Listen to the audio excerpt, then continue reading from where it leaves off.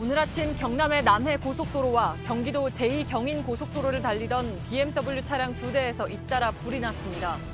BMW 730LD와 BMW 320D 모델인데 2011년식 730LD 차량의 경우 리콜 대상에 포함된 차량이 아니라서 불안감이 커지고 있습니다. 남북 고위급 회담이 오는 13일 판문점 북측 통일각에서 열립니다. 올 들어 네 번째입니다. 북한이 먼저 제안했고 3차 남북 정상회담 일정이 나올 가능성도 있습니다. 드루킹 일당의 댓글 조작 의혹을 수사 중인 특검이 김경수 경남도지사를 두 번째로 소환해 조사하고 있습니다. 특검은 오늘 밤 드루킹과 김 지사를 함께 앉혀놓고 대질 신문할 계획입니다. 국회의원들이 코이카 돈으로 다녀온 해외 출장은 특정 지역에 집중된 것으로 나타났습니다. 잠시 뒤 뉴스룸에서 아프리카에 있는 코이카 관계자를 전화로 연결해 의원들의 출장 실태를 듣겠습니다. 여전히 전국 대부분 지역에 폭염특보가 내려진 가운데 대기 불안정으로 곳곳에 소나기가 왔습니다. 북상하고 있는 제14호 태풍 야기는 중국에 상륙할 것이란 전망과 한반도를 관통할 수 있다는 예측이 엇갈리고 있습니다. 규모 7.0의 강진이 있었던 인도네시아 롬복에서 규모 6.2의 강한 여진이 발생했습니다. 현지 주 정부 관계자는 사망자가 300명을 넘어섰다고 밝혔습니다. 최근 무더위를 피해 국내 호텔을 찾는 이른바 호캉스가 유행이지만 이마저도 마음 놓고 이용 못하는 사람들이 있습니다. 다자녀 가정인데요. 오늘 밀착 카메라에서는 국내 호텔 예약부터 전기세 감면까지 말뿐인 다자녀 혜택을 짚어봅니다. 클라이밍 김자인 선수가 다음 주 개막하는 아시안게임에 나섭니다. 도전을 거듭해온 김자인 선수를 잠시 후 뉴스룸에서 만납니다. 공기청정기가 도로 위로 내일을 바꾸는 현대수소 전기차. 예, 시청자 여러분, JTBC 뉴스룸을 시작하겠습니다. 정부가 BMW 자동차에 대해서 운행 정지 명령을 검토하겠다고 밝힌 지 하루 만에 두 대의 차량에서 잇따라 불이 났습니다. 특히 한 대는 2011년에 제작된 차량이었습니다. 앞서 발표한 리콜 대상에도 포함되지 않는 차량이죠. BMW와 정부가 차량 결함을 미리 알고 있었다는 정황도 속속 드러나고 있습니다. BMW 사태는 갈수록 파장이 커지고 있습니다. 먼저 신아람 기자의 보도입니다. 고속도로 쉼터에 정차된 BMW 차량이 트렁크와 보닛, 차문을 다 열어놓은 채로 급히 자리를 옮깁니다. 차에서 내린 운전자는 서둘러 짐을 챙겨 몸을 피합니다. 보닛에서 피어오르던 검은 연기는 불꽃으로 변하고 어느새 차는 화염에 휩싸입니다. 오늘 오전 7시 50분쯤 경남 사천시 인근의 남해고속도로를 달리던 BMW 730LD 차량에 불이 났습니다. 이 차는 2011년에 만들어져 BMW가 지정한 리콜 대상에선 빠져 있었습니다. 언제 어떤 BMW 차에서 화재가 날지 알 수 없게 된 겁니다. 제 차는 대상이 아니어서 별 걱정 없이 타고 다녔는데 이런 상황이 생기니까 좀 많이 당황스럽고 가족들이 타고 주행 중에 이런 사고가 났으면 정말 끔찍했겠죠. 사고 1시간 뒤 이번엔 경기도 의왕시의 제2경인고속도로를 달리던 BMW 320D 차량에서 화재가 났습니다. 연기가 막 나면서 차 밑에 막 불똥이 좀 떨어지면서 불 붙기 시작하더라고요. 오늘 사고로 불이 난 BMW 차량은 올 들어 모두 36대로 늘었고 이 중 9대는 리콜 대상이 아닌 것으로 파악됐습니다. 리콜 대상을 늘려야 한다는 지적과 함께 운행정지 조치를 앞당겨야 하는 것 아니냐는 불안감도 확산되고 있습니다. JTBC 신아람입니다. 예, 어제 저희 뉴스룸에서는 BMW 측이 올 초에 환경부에 제출했던 결함 시정 계획서를 입수해서 보도해드린 바 있습니다. 이 계획서를 보고 리콜을 승인한 환경부는 그때 이미 배기가스 재순환 장치 EGR 제품이 파손되면 이것은 엔진 파손으로 이어질 수 있다고 경고했던 것으로 드러났습니다. 운전자 안전을 위협하는 사고로 이어질 수 있는 결함인데 정부도 BMW도 손을 놓고 있다가 지금의 상황에 이르렀다는 지적입니다. 박소영 기자입니다. 올해 초 인천의 한 일반 정비소에 입고된 BMW 520D 차량의 부품입니다. EGR 쿨러 안쪽을 들여다봤습니다. 냉각수가 새어나와 벽면에 맺혔거나 시커먼 불순물이 잔뜩 껴 있습니다. 이런 수리 문의가 이어지고 나서야 BMW 코리아는 환경부에 리콜 계획서를 제출했습니다. 특히 520D를 포함한 13,000여 대 차종에서 EGR 쿨러가 열 충격에 의해 파손될 수 있다고 봤습니다. 환경부가 BMW의 리콜을 승인하며 작성한 내부 보고서입니다. EGR 쿨러가 파손되면 냉각수가 누출되고 이로 인해 엔진이 파손될 우려가 있다고 지적했습니다. 화재 가능성을 언급하진 않았지만 EGR 쿨러 파손으로 차량 운행과 직결된 엔진이 파손될 수 있다고 내다본 겁니다. 사실상 중대 결함을 경고한 겁니다. 전문가들은 BMW와 정부 모두 해당 부품의 결함을 과소평가 가능성을 지적합니다. BMW의 리콜 기간도 1년 6개월로 길어 사고 가능성에 제대로 대비하지 않았다는 겁니다. 환경부는 차량 안전을 관여하는 주무부처가 아니라는 이유로 배출가스 저감 부분만 들여다봤습니다. 정작 안전을 담당하는 국토부는 환경부의 EGR 리콜 승인 이후 넉 달 동안 아무런 조치를 하지 않았습니다. 때문에 결함을 축소하려는 BMW 측과 정부의 뒷북 대처가 차량 화재로 이어진 것 아니냐는 비판의 목소리가 높습니다. JTBC 박소연입니다. 예, 이 내용은 조금 더 설명을 필요로 할 것 같아서 지금 BMW 화재 사건을 취재 중인 사회부 윤정식 기자가 제 옆에 나와 있습니다. BMW 측에서 열 충격 이걸 이미 보고를 했다는 거잖아요. 네. 열 충격이 뭡니까 정확하게? 이 열충격이라는 말 그대로 이 열로 인한 부품 파손을 얘기합니다. 예. 이 주행 중인 자동차 엔진 주변부는 이 상당히 높은 열이 발생을 합니다. 이 엔진을 막 빠져나온 배기가스 온도는 약 600도에 다다르는데요. 이게 배기가스 재순환 장치, 이 문제가 됐던 부품이죠. 예. EGR에 들어가면 이 120도 가량으로 식어서 이게 다시 엔진으로 들어가는 구조입니다. 아, 저렇게 보니까 이해가 좀 쉽군요. 네. 예. 그런데 이 식혀주는 기능이 제대로 작동을 하지 못한 겁니다. 이 전문가의 말을 한번 들어보겠습니다. 예. 냉각기 쪽에서 열 충격이 일어날 수 있다는 거는요. 화재가 발생할 가능성이 있다는 거를 이제 돌려서 이야기한 거라고 생각이 되거든요. 예. 그러면 이건 열 충격이 나면 바로 화재로 이어집니까? 여러 상황들이 발생을 할 수가 있는데 이 전문가들은 예상 가능한 대표적인 상황이 바로 차량 화재라는 겁니다. 아, 예.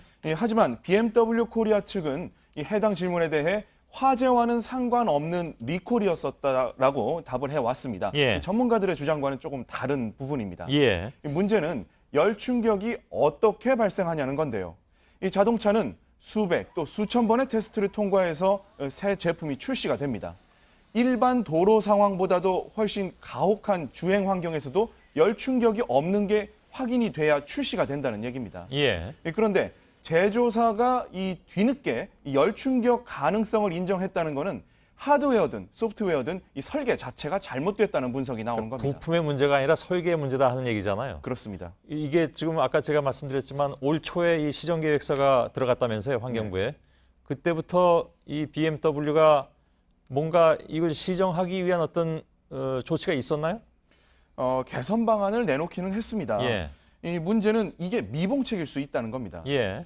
문제는 결함 시정 계획서를 한번 살펴봤더니 이 배기가스 재순환 장치 EGR 내에 있는 냉각수가 흐르는 관로를 2mm 넓히겠다라고 환경부에 보고를 했습니다. 그러니까 냉각수를 좀 더 넓힌 관을 통해서 좀 더 많이 넣어서 온도를 더 낮춰보겠다. 그렇습니다. 예. 워낙 부품의 온도가 올라가다 보니까 이걸 좀 떨어뜨리기 위해서 이 방법을 제안을 했다는 겁니다. 예. 그런데 신모델에는 이 해당 차량의 신모델에는 아예 그 해당 부품을 큰 사이즈의 부품으로 다시 새로 달았습니다. 그러니까 자기들이 그 문제를 인식하고 신모델부터는 그렇게 새로운 제품을 넣었다는 건데 네. 결국은 이제 그 결함 시정 조치로서는 당초의 결함 시정 조치로서는 이게 잘 해결이 안 됐다 그런 얘기가 되는 건가요? 그러면 여러 가지 방법들을 제시를 해봤지만 이게 완벽하게 해결이 안 되다 보니까 예. 아예 새 제품으로 바꾼 것 아니냐. 전문가들은 이렇게 바라보고 있는 겁니다. 예. 자, 어쨌든 BMW도 정부도 그때부터 이 문제점을 알고 있었는데 아무런 뭐 조치가 없었다는 그런 얘기가 되나요? 조치를 하긴 했습니다마는 역부족이었다라는 얘기가 될 것 같고요. 예. 이 제조사는 이 원래가 환경부에 이 배기가스 부품을 얼마나 또 어떻게 수리하는지 의무적으로 제출을 하게 돼 있습니다. 예. 하지만 안전 규정을 책임지는 국토부에는 이 자동차 리콜 기준이라는 게 없습니다. 그리고 저희가 보도했던 것처럼 BMW가 결함 시정 계획서를 제출했던 거는 바로 환경부입니다. 예.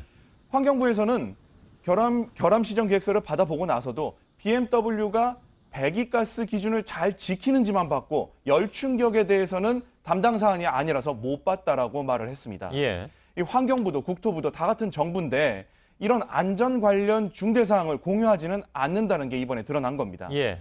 다만 BMW가 국토부에도 같은 자료를 제출했는지는 아직 공개가 되지 않고 있습니다. 예. 이게 올해 초부터 시작된 리콜도 기간이 1년 반 동안 하겠다라고 BMW 측이 환경부에다가 제출했는데요. 그 사이에 불이 날 수도 있잖아요. 이런 중대 결함을 1년 반 동안 조치를 하겠다라고 하면서 소비자들한테는 자세한 내용을 공개를 하지 않은 겁니다. 예. 지금같이 1년 반 기간 안에 있지만 계속해서 화재가 나고 있고요.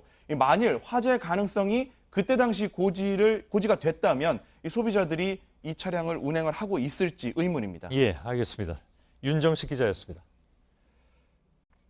예, 전국의 BMW 서비스 센터는 오늘 온종일 북새통이었습니다. 안전진단을 받지 않으면 운행이 정지될 수 있다는 소식에 차량이 한꺼번에 몰리면서입니다. 업체 측은 14일까지 남은 5만 대를 점검할 수 있다는 입장이지만 소비자들은 접수조차 어렵다면서 불만을 터뜨리고 있습니다. 정재우 기자입니다. BMW 서비스 센터 주차장이 차로 가득 찼습니다. 건물 옥상도 모자라자 인근 초등학교 운동장까지 빌려 임시 주차장으로 쓰고 있습니다. 서울의 다른 BMW 서비스 센터입니다. 밀려드는 차량을 안내하느라 서비스 센터 직원들이 쉴 틈이 없습니다. 운행 정지 명령을 검토한다는 정부의 후속 조치가 나온 이후 하루 종일 전국 BMW 서비스 센터는 안전 진단을 받기 위한 차량으로 붐볐습니다. 안전진단이 시작된 지난달 27일부터 어제까지 2주 동안 점검을 마친 차량은 전체 10만 6천여 대의 절반 정도인 5만 2천 대입니다. 남은 절반은 14일까지 점검을 받아야 운행 정지를 면할 수 있습니다. 소비자들의 불만도 곳곳에서 터져나옵니다. 차량이 몰리면서 대기 시간이 길어지는 건 물론 안전진단을 신청하기조차 어렵다는 겁니다. 오늘까지 오는 동안 여러 번 전화 통화가 안 돼서 직접 왔는데 지금도 몇 시간째 기다리고 있는 중이고 이미 점검을 받은 차주들도 불안이 가시지 않은 표정입니다. 주차를 할 때도 아파트에서 눈치 보이게 되고 이거 BMW에 대한 신뢰도도 제 마음으로는 깨지고 사실 지금 구입한 지 딱 1년 2개월 됐는데 지금 심정 같아서는 사실 중고로 팔고 싶은 생각이에요. JTBC 정재우입니다. 예, 그렇다면 국산 차량은 완전히 안심할 수 있는가? 물론 화재 원인을 좀 봐야 되겠습니다만 100% 안심하긴 좀 어려울 수도 있겠습니다. 경북 상주에서 달리던 에쿠스 차량에서 불이 나서 한 명이 사망하고 한 명이 큰 화상을 입었습니다. 화재를 목격한 사람은 펑 하는 소리와 함께 차량 내부에서 불길이 치솟는 것을 봤다고 했습니다. 윤두열 기자입니다. 큰 불이 차량을 뒤덮었습니다. 사고 차량을 보니 의자 시트가 모두 녹아 안에 철 골재까지 그대로 드러났습니다. 오늘 새벽 1시 40분쯤 경북 상주시 남상주 나들목 인근 국도에서 달리던 에쿠스 차량에 불이 났습니다. 통째로 떨어져 나간 운전석 쪽 유리창이 사고 당시 처참함을 그대로 보여줍니다. 불이 얼마나 심했던지 도로 옆 화단까지 모두 불에 탔습니다. 이 불로 보조석에 앉아있던 여성이 숨졌고 운전자는 온몸에 2도 화상을 입고 병원에서 치료를 받고 있습니다. 사고 현장 근처를 지나가던 임정현 씨는 펑 하는 소리와 함께 불이 차량 내부에서 시작된 것 같다고 말했습니다. 보닛이 비교적 멀쩡한 반면 차량 내부, 특히 앞좌석이 하얗게 타버린 사진과 증언이 일치합니다. 임 씨는 삽시간에 불이 번진 차량 근처로 가 운전자를 구했습니다. 내부에서 먼저 불이 됐던 것 같고요. 혹시 누구 있나요? 혼자 말고 또 다른 분이 동승하고 계시냐? 여자분이 한 분이 계시다. 국립과학수사연구소는 차량 결함 때문에 불이 났는지 혹은 다른 요인이 있었는지 여부를 조사하고 있습니다. JTBC 윤두열입니다. 예, 드루킹 일당의 댓글 조작 의혹을 수사 중인 특검이 김경수 경남도지사를 다시 불러서 조사하고 있습니다. 특히 특검은 오늘 김 지사와 드루킹 김동원 씨 간에 대질신문을 벌일 방침이어서 주목됩니다. 김 지사가 댓글 조작 시스템인 킹크랩 시연회에 참석했는지 여부 등이 대질신문의 주된 내용이 될 것으로 보입니다. 특검 사무실 잠깐 연결하겠습니다. 정원석 기자, 김 지사와 드루킹의 대질신문 시작이 됐습니까? 어제 저희가 드루킹 측에서 대질에 대해서 부정적이라고 전해드렸는데 거부하지는 않은 것 같은데요. 예, 오늘 특검이 드루킹 김동원 씨를 오후 2시에 소환을 했는데 결국 대질에 응하기로 했습니다. 당초 특검은 김 지사를 조사하다가 검사가 필요하다고 생각되는 시점에 대질 조사를 할 수 있도록 드루킹 김동원 씨를 대기시켜 놓고 있다고 했습니다. 하지만 김 지사 본인에 대한 조사가 길어지면서 대질이 다소 늦어지고 있는데요. 잠시 후에는 최소한 9시 전에는 대질이 시작될 것으로 보입니다. 이번 대질은 새벽까지 이어질 가능성이 큽니다. 예. 대질 신문의 방식이 어떻게 됩니까? 뭐 서로 이렇게 직접 마주보면서 합니까? 서로 마주보고 하는 경우도 있지만 이번 같은 경우에는 나란히 앉아서 특검 사무실 9층에 있는 영상 녹화 조사실에서 할 가능성이 커 보입니다. 먼저 그 검사가 드루킹 김 씨에게 질문을 할 텐데요. 김 지사가 킹크랩 시스템 시연회에 참석했는지, 또 지방선거를 도와달라며 오사카 총영사 자리를 제안했는지 등에 대해서 정황을 추궁할 것으로 보입니다. 그러면 김경수 지사가 드루킹의 진술을 직접 듣고 이에 대해서 답변을 하게 됩니다. 수사팀은 양쪽의 주장과 답변 등을 모니터링하고 기록을 남기면서 누구 말이 더 사실에 가까운지를 확인할 것으로 보입니다. 예. 자, 오늘 조사 이후에 아무래도 이제 분기점이 된다고 말씀을 드렸는데 오늘 조사 이후에 신병 처리 방향이라든가 이런 건 어떻게 해야 됩니까? 예, 오늘 대질신문이 아무래도 이번 수사에서 가장 향방을 좌우할 수 있는 중요한 대질신문이 예정이 돼 있는 만큼 특검에서는 이번 대질신문의 결과 등을 토대로 김 지사에 대한 영장 청구 여부 등을 결정할 계획입니다. 예. 언제쯤 할 수 있을까요?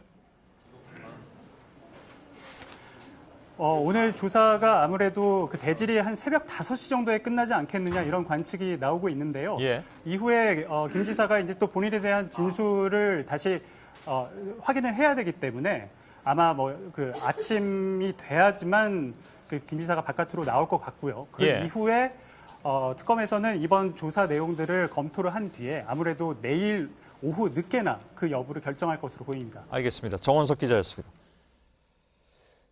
예, 특검은 김경수 지사에 대한 조사를 끝낸 뒤에 이르면 이번 주말 송인배, 백원우 두 청와대 비서관을 참고인 신분으로 소환해서 조사할 방침입니다.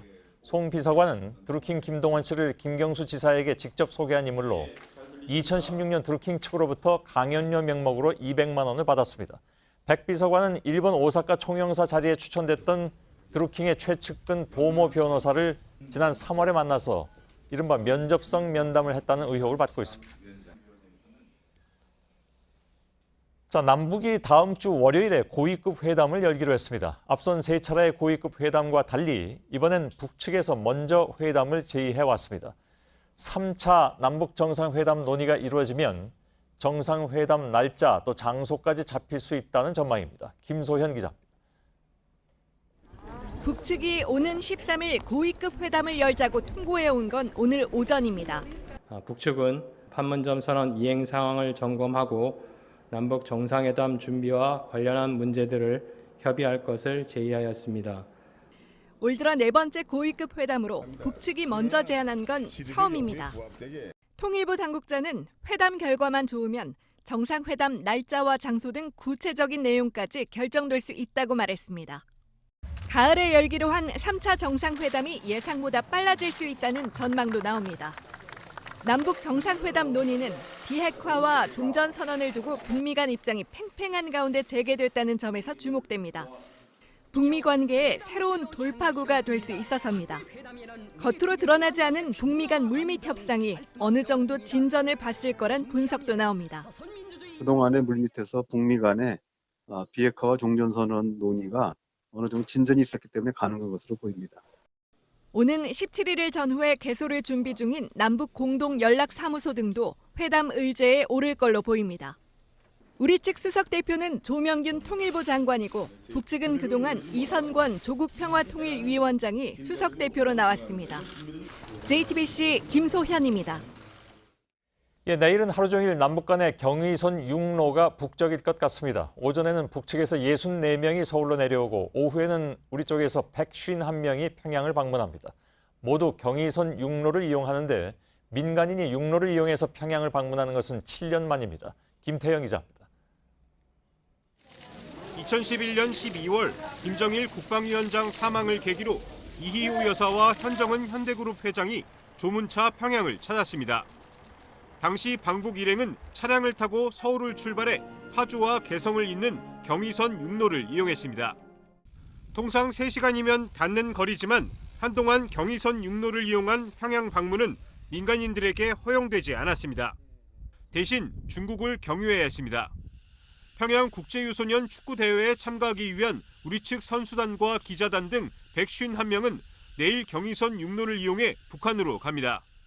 평양을 방문하는 민간인에게 경의선 육로가 열린 건 7년 만입니다.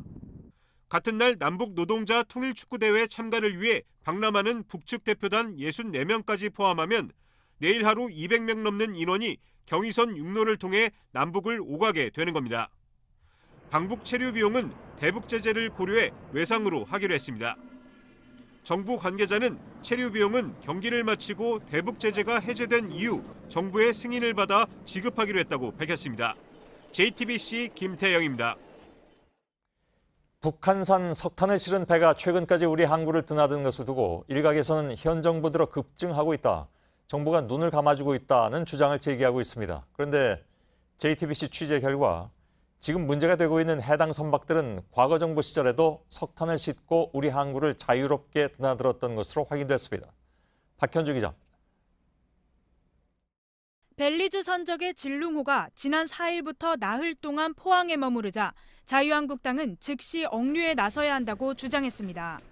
석탄을 운반한 것으로 추정되는 진룽호에 대한 관계 선박들에 대해서 유엔 대북 제재 결의안에 따른 조치를 바로 시행해 주기를.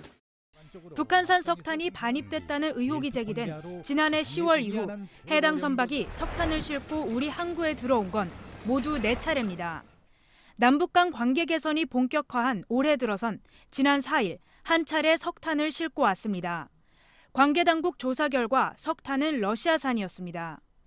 연도별로 살펴보면 박근혜 정부 당시 개성공단 폐쇄 등으로 남북이 최악의 상황을 맞았던 2016년에 진룽호는 32번 들어왔습니다. 북한산 석탄의 환적 통로로 의심받는 러시아를 거쳐 들어온 횟수도 최근 들어 늘었다고 보기는 어렵습니다. 정부 당국자는 과거 정부에서도 북한산 물품이 오갔을 개연성이 있었지만 확실한 정보 없이 일일이 검색이나 억류에 나설 수는 없었다고 설명했습니다. 과거의 상황들을 보면은 요번만 특별히 도드라지는 사례를 발견한 것이 아니라 우리 정부가 고의적으로 이것을 방치한 것처럼 얘기를 하는 것은 상당히 왜곡될 수도 있다. 이런 가운데 미국 국무부는 JTBC에 보낸 입장문을 통해 한국은 유엔 결의에 있어 믿을 수 있는 파트너라며 일관된 대응을 위해 긴밀하게 협력하고 있다고 설명했습니다. JTBC 박현주입니다. 이른바 북한산 석탄 선박과 관련된 내용은 잠시 후에 2부에서 팩트체크로 확인해 보겠습니다. JTBC가 연속 보도해드리고 있는 국회의원들의 외유성 해외 출장 보도 순서입니다. 오늘은 잠시 후에 해외에 있는 코이카 관계자를 직접 연결해서 증언을 들을 예정입니다. 자, 국회에는 문제가 제기되면서 대안을 내놓기는 했습니다만 여전히 의원들의 해외 출장은 권한이 아니고 의무다 이런 주장을 내놓고 있습니다. 예를 들어서 코이카 1년 예산이 8천억 원이나 들어가는데 당연히 현장에 가서 감시해야 하는 것이 아니냐 이런 논리죠. 물론 틀린 말은 아닙니다. 그런데 의원들이 감시한다면서 가는 곳이 유명 관광지 위주로 짜여져 있다면 얘기는 달라집니다. 유미혜 기자가 세계 지도를 펼쳐놓고 설명을 좀 해드리겠습니다. 코이카 협력국은 전 세계 46곳입니다. 아프리카, 아시아, 중남미에 집중돼 있습니다. 지난 2012년부터 올해 5월까지 국회의원들은 이 46개국 중에서 31개국을 다녀왔습니다. 의원들이 가장 많이 간 나라는 어디일까요? 네, 탄자니아입니다. 지난 6년간 5번, 거의 매번 갔습니다. 탄자니아엔 잘 아시는 것처럼 세계적인 관광지인 세렝게티 국립공원이 있습니다. 이 밖에 페루의 마추픽추, 캄보디아의 앙코르와트, 에콰도르의 갈라파고스.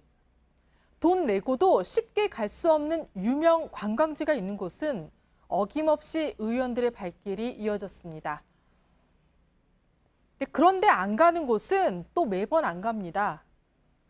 가나, 나이지리아, 방글라데시, 파키스탄, 동티모르 등은 의원들이 지난 5년여간 한 번도 안 갔습니다. 지난 2015년 말에는 외교통일위원회 의원들이 코이카의 돈으로 쿠바와 멕시코 현장 시찰을 간 적이 있습니다. 7,200만 원이 들었습니다. 그런데 외통위원보다 국토교통위 소속 의원과 교육문화위 소속 의원이 더 많아 논란이 일기도 했습니다. 앙코르와트, 세렝게티, 갈라파고스. 설령 관광지를 갔더라도 정말 업무 목적이었다면 가서 뭘 했는지 공개하면 될 텐데요. 국회는 공개 불가 입장만 되풀이하고 있습니다. JTBC 유미입니다. 이렇게 저희들은 국회의원들의 외유성 출장 의혹에 대해서 지속적으로 문제를 제기해왔습니다. 그 과정에서 저희는 국회의원들의 코이카 현장 시찰 사업을 바라보는 내부 관계자들, 즉 코이카 내부 관계자들의 목소리를 시청자 여러분께 전해드린 바가 있습니다. 오늘은 현장에서 근무 중인 관계자를 직접 연결하겠습니다. 그동안 간접적으로는 전해드렸습니다만 이렇게 직접 인터뷰를 하는 것은 처음입니다. 코이카는 현재 아프리카 11개국에서 원조 사업을 진행 중인데 그중에 한 국가에서 현재 활동 중이신 분입니다. 신변 보호를 위해서 음성을 변조했고 현지 사정상 통화가 조금 고르지 못할 수 있다는 사실을 미리 좀 말씀드리고 양해를 구합니다. 자, 나와 계시죠? 네, 나와 있습니다. 예. 잘 들립니다. 신원 보장을 위해서 어느 지역에 계신지 그리고 어떤 일을 하고 계신지는 제가 질문을 드리지 않겠습니다. 한국에서 최근에 국회의원들의 코이카 현장 방문에 대한 문제점을 지적하는 보도가 계속 나가고 있는데 방송 내용을 대략 알고 계십니까? 네, 방송 내용은 대략적으로 알고 있습니다. 예, 알겠습니다. 현지에서 근무하신 동안에 국회의원들이 온 적이 있습니까? 네, 한 2차례 정도 온 적이 있습니다. 예. 1년에 2차례였습니까? 아니면 매년 한 차례씩 2차례였습니까? 작년에 2차례였습니다. 아, 작년에 2차례 왔다고요? 알겠습니다. 국회의원들이 현지 시찰을 나온다고 하면 현지에서도 거기에 대비한 작업들이 있다고 들었습니다. 어떤 준비들을 합니까? 네, 그 국회의원들이 이제 이동하는 뭐 차량이라든지 뭐 숙박이라든지 음식이라든지 그런 것들을 이제 전부 다 준비합니다. 예. 꽤 오랜 시간 동안 준비를 좀 철저히 하는 모양이죠? 네, 국회의원들이 오기 한 2, 3주 전부터 준비를 하고 발표 준비를 하고 여러 가지 준비들을 합니다. 아, 그렇습니까? 오기 한 2, 3주 전부터 그렇게 준비를 한다면 원래 해야 되는 일이 조금 방해를 받을 수도 있겠군요. 네, 원래 하는 일이 약간 좀 방해받을 수도 있고 또 이제 좀 소홀히 할 수도 있습니다. 예, 아무래도 그렇겠죠. 저희가 현지에서 일하시는 분들을 좀 취재를 해봤는데 국회의원들이 오면 예를 들어서 현지에서 한식을 준비하라든가 사실 아프리카 같은 데서 한식 준비하기가 쉽지 않을 텐데 아무튼 여러 가지 주문이 많았다고 얘기를 들었습니다. 특별히 좀 어려운 점은 어떤 것이었습니까? 특히 약간 국회의원들이 약간 좀 음식이라든지 약간 좀 까다로운 음식이나 아니면 뭐 잠자리 좀 어디가 뭐 편해야 된다는지 뭐 조용히 해야 된다는지 뭐 그런 것들이 좀 그런 점이 있었습니다. 예. 근데 사실 뭐 그건 국회의원이든 누구든 현지를 방문할 때 뭐 어느 정도 원하는 것일 수도 있고 맞는 입장에서 보자면 그 정도 신경을 써야 되는 수도 뭐 있긴 있겠죠. 근데 의전도 굉장히 신경을 쓴다고 들었습니다. 현지 의전 일정은 사전에 코이카에서 준비를 다 합니까? 아니면 국회의원들의 요구에 따라서 유동적으로 전해질 수도 있습니까? 네, 코이카에서 준비한 거를 이제 의원들 보좌관을 통해서 주고 또 의원들이나 보좌관들이 이야기를 한 다음에 좀 이거는 뭐 현지 와서 바뀔 수도 있고 또 이제 한국에서도 이제 일정 변경되면 뭐 말해 주기도 합니다. 예. 자, 여기까지는 사실은 있을 수 있는 일이기도 하죠. 뭐 어차피 경례 차원이든 시찰 차원이든 가면 그 정도는 할 수 있다고 치고 문제는 관광 일정이었습니다. 그러니까 관광이라든가 쇼핑이라든가 이런 걸 요구했다는 증언이 나와서 저희가 보도를 해드리기도 했습니다. 국회의원들이 특정 일정을 요구한 일이 있습니까? 직접 경험하셨다든가 아니면 동료로부터 그랬다는 얘기를 전해드리신 적도 있으십니까? 네, 국회의원들이 갑자기 몸 상태가 안 좋아지면은 이제 좀 쉬고 이제 오전 일정이라든지 오후 일정 취소하고 이제 식사하면서 이제 무슨 이제 관광 수락을 가다든지 뭐 그런 것들을 합니다. 예. 관광 그 안내는 어떤 식으로 합니까? 나라에서 가장 유명한 커피라든지 뭐 여러 가지를 보고 또 거기에서 이제 관광객들이 많이 오면은 여기는 꼭 가야 된다 하는 그런 부분들은 꼭 갑니다. 예. 그곳이 구체적으로 어딘지 제가 질문을 드리지 않겠습니다. 왜냐하면 우리 시청자 여러분께 제가 좀 미리 말씀드리기도 했습니다만 지금 저하고 전화하시는 분의 신변보호를 위해서 만일 예를 들어서 어디 갔습니다라고 얘기하면 지금 말씀하시는 분의 신분이 그냥 드러나기 때문에 제가 질문은 드리지 않겠습니다만은 빠짐없이 지금 2차를 겪으셨다고 했는데 빠짐없이 그런 관광 일정은 다 있었던 모양이죠? 네, 그냥 국회의원들이 그냥 보좌관들한테 전해서 이 일정은 취소하고 좀 어디 그냥 관광지나 어디 좀 갔다 오자 이렇게 얘기하는 적도 있습니다. 예. 이 일정을 취소하고 관광을 갔다 오자. 그 이 일정이라는 것이 공식 일정을 얘기하는 겁니까? 네, 공식 일정은 취소하고 이제 자기 몸 상태 보면서 이제 쉬면서 아니면 좀 어디 좀 그냥 잠깐 갔다 와서 좀 쉬자 그렇게 이야기가 나왔습니다. 예. 2번 다 그랬습니까? 네, 2분 다 그랬습니다. 그렇군요. 그러면 공식 일정과 뭐랄까요? 그 이른바 관광 일정을 뭐 비교해서 몇 대 몇으로 이렇게 계산하기는 어렵겠습니다만은 어느 쪽이 비중이 더 컸다고 생각을 하십니까? 그럼 이거는 그냥 현장에서 하면서 이제 바뀔 수도 있어서 저는 5대5. 5대5. 5대5 아니면 한 7대3, 5대5 아니면 7대3 정도 예. 생각합니다. 7은 관광입니까? 공식 일정입니까? 공식 일정입니다. 예. 그나마 공식 일정이 많았던 적도 있긴 있군요. 네. 예. 국회의원들이 코이카 현지 활동을 감시하는 차원에서 나간다. 그러니까 반드시 필요한 일이다. 이렇게 주장하고 있습니다. 국회 쪽에서는. 국회의원들이 현장에 나가서 주로 어떤 일을 합니까? 그러면 공식 일정이라는 것이? 그러니까 우리 그 현장 그 사업이라고 해서 그 제일 잘된 지역을 방문해서 이제 그 사람이 잘한 거를 이제 발표하고 예. 이 시체를 하면서 이제 이 국회의원들 이제 옆에서 따라다니면서 이거는 뭐 어떻게 했고 이거는 뭐 사업 일정이라든지 뭐 여러 가지 어떻게 했는지 이렇게 따라다니면서 이제 발표하는 그러니까 이제 그런 듣는 일을 주로 합니다. 예. 아무튼 그거 반, 나머지 반은 관광, 뭐 이렇게 됐다고 이제 말씀하신 건데 지금 한국에서는 국회의원들의 코이카 해외 시찰에 대해서 부정적으로 바라보는 시선도 많이 있습니다. 특히 일부에서는 해외 시찰이 꼭 필요한 것이냐 이런 지적도 나오고 있습니다. 직접 경험한 입장에서는 어떻게 생각을 하시는지요?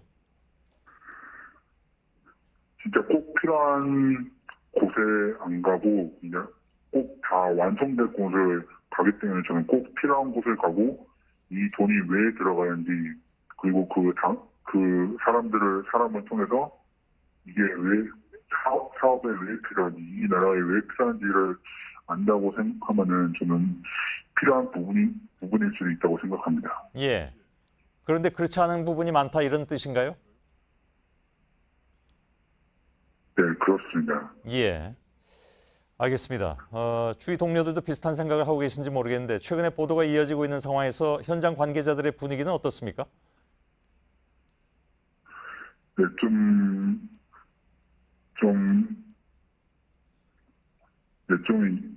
그 분위기가 좀 안 좋긴 합니다. 뭐 익명성이라든지 그런 것들이 지켜지지 않고 있기 때문에 예. 분위기는 안 좋습니다. 알겠습니다. 그것 때문에 지금 저하고 인터뷰하는 분에 대해서는 저희가 최대한 익명성을 지켜드리려고 노력하고 있는데 그럼에도 불구하고 네. 인터뷰하신다는 게 쉬운 결정은 아니셨을 것 같습니다. 나름 용기를 내신 계기가 있다면요? 네, 다른 지역에서 근무하고 있는 사람이 코이카 때문에 좀 안 좋은 일을 당하고 또 많이 힘들어하기 때문에 동료 때문에 용기를 내서 인터뷰를 하게 되었습니다. 아, 그런가요? 무슨 어려움을 당하고 있다고 들었습니까?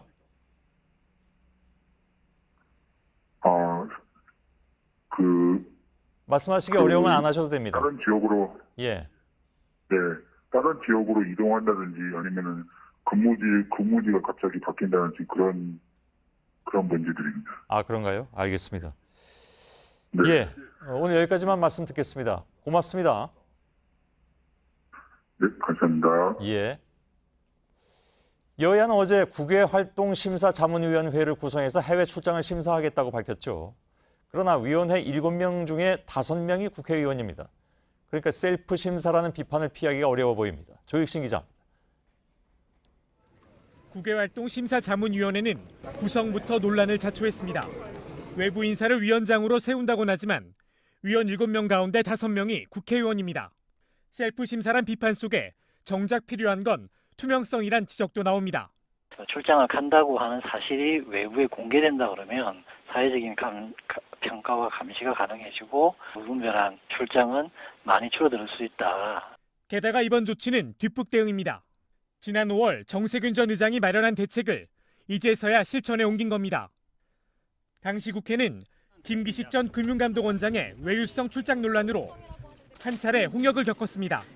국회는 국민으로부터 영업정지 처분을 받아야 하는 상황까지 왔습니다. 국회의장이 직접 나서서 피감기관 비용으로 해외 출장 간 사례를 전수조사해야 할 것입니다. 비난 여론이 들끓자 정 전 의장은 전수조사를 약속했지만 이후 흐지부지 됐습니다. 문희상 의장도 국회 조사에 대해서만큼은 소극적입니다. 국회가 조사를 하려면은 국회가 조사할 권한이 있어야 돼요. 근데 그것은 권익위가 일단은 피감기관들한테 조사를 하라고 그쪽으로 책임을 일임을 했고. 문 의장의 취임 첫 일성은 무신 분립이었습니다. JTBC 조유신입니다. 남성 혐오 성향의 워마드 사이트 운영진에 대해서 경찰이 체포영장을 발부받은 사실이 뒤늦게 알려졌습니다.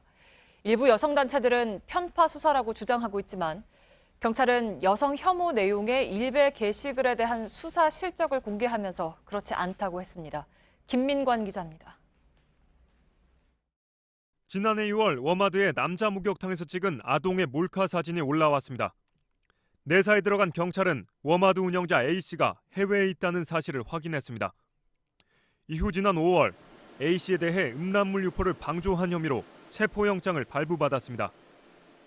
이 사실이 알려지면서 일부 여성단체를 중심으로 편파 수사란 주장이 나오고 있습니다. 청와대 청원 게시판엔 경찰이 일간베스트, 소라넷 사이트 등의 음란물 유포는 문제 삼지 않는다는 글이 올라왔고 오후 6시 기준 6만 명 넘게 참여했습니다. 최근 해화역 시위를 주최해온 여성단체 불편한 용기도 여성을 상대로 한 불법 촬영물에 대해 눈감은 경찰이 워마드만 주목하고 있다고 주장했습니다. 이에 대해 링감룡 경찰청장은 불법 촬영물을 게시하거나 유포하는 행위에 대해선 누구든 엄정하게 수사하고 있다고 해명했습니다. 경찰은 워마드 운영자에 대한 체포영장은 해외에 있는 피의자가 국내로 들어올 때 통보를 받기 위한 통상적인 수사 절차라고 설명했습니다. 이어 일베에 대해선 올해 테러 예고와 여성 나체 사진 유포 등 69건의 사건을 접수해 53건에서 관련자를 검거했다고 밝혔습니다. 지난달에는 노년 여성의 나체 사진을 올린 일베 회원이 경찰에 붙잡혔다고도 했습니다. JTBC 김민관입니다. 우리 불교의 최대 종단인 조계종이 시끄럽습니다. 여러 의혹으로 일주일 안에 물러나겠다던 총무원장 설정 스님이 오늘 갑자기 인사권을 행사했습니다. 총무원장을 대행할 자리를 새로운 사람으로 바꾼 건데 또 다른 논란을 낳고 있습니다. 강나현 기자입니다. 총무원장 설정 스님이 오늘 조계종 총무부장과 기획실장을 새로 임명했습니다. 총무부장과 기획실장은 총무원장 대행 1, 2순위 자격이 있는 조계종 내 주요 직책입니다. 설정 스님은 종단의 난관을 극복하기 위한 인사라고 설명했습니다. 그러나 물러나기 전 주요 자리에 새로운 사람을 앉혀 차기 총무원장 구도에 영향을 미치려 한다는 해석도 있습니다. 자진 사퇴를 안 하고 버티기를 하는 그런 꼼수라고 저희들은 보고 있습니다. 설정 스님은 그동안 제기된 부동산과 숨겨진 자식 의혹은 사실과 다르다고 해명했지만 불교계 안팎에서 퇴진 압박이 이어지자 오는 16일까지는 물러나겠다고 말했습니다. 그러나 퇴진 시한을 일주일 남겨두고 인사권을 행사했습니다. 조계종에선 총무원장이 물러나면 60일 내에 선거를 치러야 합니다. 총무원장은 전국 3천여 사찰의 주지 임명권을 비롯해 종단과 사찰의 재산 감독과 처분 승인권 등 막강한 권한을 행사할 수 있습니다. 총무원장은 선거인단의 간접 선거로 뽑는데 전국 선원수자회는 직선제 도입을 내세우며 오는 23일 승려대회를 준비하고 있습니다. 조계종 적폐청산 시민연대 등은 불교개혁을 위한 비상대책위원회 구성과 중앙종회 해산을 요구하며 이틀 뒤 집회를 열 계획입니다. JTBC 강나현입니다. 네, 14호 태풍 야기가 북상하고 있습니다. 한반도에 이 더위를 식혀줄지가 관심이죠. 그런데 경로에 대한 전망이 엇갈립니다.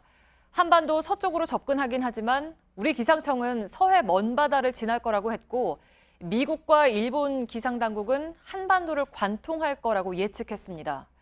우리 기상청의 예보가 맞다면 반가운 효자 태풍이 되겠지만 그렇지 않다면 대비를 좀 해야겠죠. 사회부의 윤영탁 기자가 나와 있습니다. 윤영탁 기자, 한국과 미국 그리고 일본의 예상 경로가 각각 지금 어떻게 다른 겁니까? 네, 먼저 지금 보시는 그래픽 3개가 각각 한국과 미국, 일본이 예상한 14호 태풍 야기의 예상 경로입니다. 네. 먼저 우리나라 기상청은 태풍이 서해 먼바다 쪽으로 이동해서 다음 주 화요일엔 중국 산둥반도를 통과할 것으로 예측했습니다.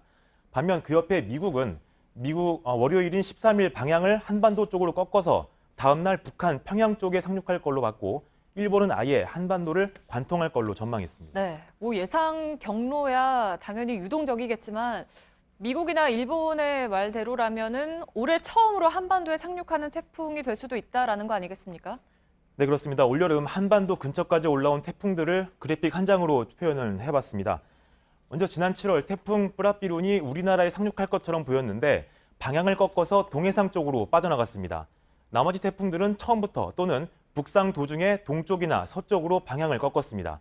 이 때문에 효자 태풍이 아닌 습도만 잔뜩 높인 가습기 역할만 했습니다. 네, 그러니까 북태평양 고기압을 뚫지 못했다라는 거잖아요. 근데 이제 이번 태풍의 경로가 다른 이유가 좀 있을까요? 네, 먼저 우리나라의 오늘 주변 기상도를 먼저 살펴보면 네. 한반도 상공에 머물던 북태평양 고기압 중심이 현재 중국 내륙으로 이동한 것을 볼 수 있습니다. 티베트 열풍도 상대적으로 약해지고 북쪽에 있는 고기압이 확장하자 밀려난 겁니다. 오늘 전국 곳곳에 소나기가 내린 것도 고기압 가장자리에 위치했기 때문인데 바꿔 말하면 태풍길이 열린 겁니다. 네, 그러니까 결국에는 이번 태풍 야기도 북태평양 고기압이 그 경로를 결정하겠다라는 거죠? 네, 그렇습니다. 가능성이 크진 않지만 북태평양 고기압이 다시 한반도 쪽으로 이동하게 되면 태풍은 중국이나 일본 쪽으로 급하게 방향을 꺾을 겁니다. 슈퍼 태풍 정도가 아니면 저기압은 고기압을 이겨낼 수 없기 때문인데요. 지금의 기압 배치가 유지된다는 가정하에 한반도 상륙 가능성이 제기되는 겁니다. 물론 아직 경로는 유동적이고 심지어 중간에 열대 저압부로 소멸할 수도 있습니다. 네, 그렇다고 해도 좀 대비를 좀 해야 하지 않겠습니까? 네, 맞습니다. 예상치 못한 피해를 막기 위해서 태풍의 경로를 예상 경로를 예측하는 건데요. 기상청의 전망대로 움직여준다면 효자 태풍이 될 수도 있습니다. 그러나 한반도에 상륙하면 이야기가 완전 달라지는데요. 전국 대부분이 피해가 큰 태풍의 오른편에 들기 때문입니다. 네. 비슷한 사례가 2015년 북한 평양 쪽에 상륙한 태풍 찬홈인데요. 당시 우리나라는 가뭄에 허덕이고 있었는데 이 태풍의 영향으로 예상치 못한 인명과 재산 피해를 냈습니다. 때문에 최악의 경우를 가정한 대비는 필요해 보입니다. 네, 알겠습니다. 윤영탁 기자였습니다. 네, 앞으로 아기가 있는 가정은 주소지가 아닌 친정이나 시댁에서 아기를 키울 때에도 전기 요금을 할인받을 수 있습니다. 대상은 태어난 지 3년이 안 된 아기가 있는 가정으로 올 여름의 경우 전기 요금의 39%, 한 달에 많게는 28,000원을 깎아줍니다. 한편 산업부는 지난달부터 이달 7일까지 전국의 23,000가구를 조사한 결과 78%가 전기 사용이 늘었고 요금 증가폭은 평균 2만 원가량이었다고 밝혔습니다. 인도네시아 휴양지 롬복에서 규모 7.0의 강진이 발생한 지 나흘째 사망자 수가 300명을 넘었습니다. 건물이 4만 채 넘게 무너진 상황에서 수색 작업이 더디게 진행되고 있습니다. 또 규모 6.2의 강한 여진도 발생했습니다. 이주찬 기자입니다. 사람들이 건물 잔해를 손으로 파헤치자 한 여성이 모습을 드러냅니다. 23살 나디아 씨입니다. Akan tetapi dia sendiri tidak bisa keluar dari anjep itu dan dia tertimbun selama 2 hari di sana. 인도네시아 당국은 피해가 집중된 롬복 북부 지역 등에서 건물 80%, 4만 2천여 채가 무너졌다고 밝혔습니다. CNN은 서누세텐가라주 정부를 인용해 최소 347명이 목숨을 잃고 중상자도 1,000명이 넘는다고 보도했습니다. 매몰 지역이 많아 숨진 채 발견되는 사람이 계속 늘어나고 있다는 설명입니다. 이재민은 최소 16만 명으로 대부분 텐트에 의지하고 있습니다. Air kan ada air, cuman minum air aja, Pak. 355차례 여진이 계속되고 있는 가운데 오늘 오후에는 롬복 북서쪽 6km 지점에서 규모 6.2의 여진이 일어났습니다. 이딴 강한 여진으로 약해진 집안에 산사태까지 겹쳐 구조장비의 진입이 어려운 곳이 많다고 구호단체는 전하고 있습니다. JTBC 이주찬입니다. 인천과 서울을 오가는 광역버스 업체들이 앞으로 19개 노선을 운행하지 않겠다면서 노선 폐지를 신청했습니다. 계속 적자로 운행해 왔는데 최저임금이 올라서 더 이상은 버틸 수가 없다는 겁니다. 이혜원 기자입니다. 오늘 운행 중단 신청을 한 업체는 인천시에 본사를 둔 광역버스 업체 6곳입니다. 이들 업체는 오는 21일부터 19개 노선의 버스 259대를 운행하지 않겠다고 했습니다. 현재 인천을 출발하는 광역버스의 65%에 달합니다. 1000번, 1300번, 9100번 등 해당 버스 대부분 인천과 신촌, 서울역, 강남을 오가는 노선입니다.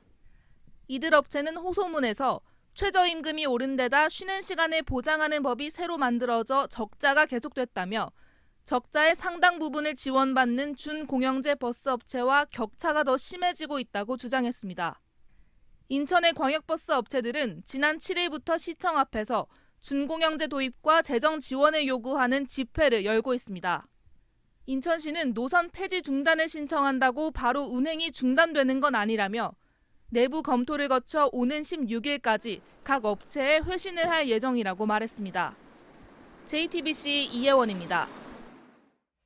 네, 건강보험 보장성 강화 대책인 이른바 문재인 케어가 꼭 1년 전에 발표됐습니다. 그동안 여러 의료 행위가 추가로 권고 대상에 포함되면서 환자들의 부담도 줄었습니다. 하지만 정작 필요한 곳은 뒷전이고 급하지 않은 곳부터 추진한다는 비판도 있습니다. 이정엽 기자입니다. 동네 병의원에서 흔히 받는 물리치료는 60대 이상 노인에겐 일상인 의료행위입니다. 하지만 하루에 딱 한 번만 보험 혜택이 제공됩니다.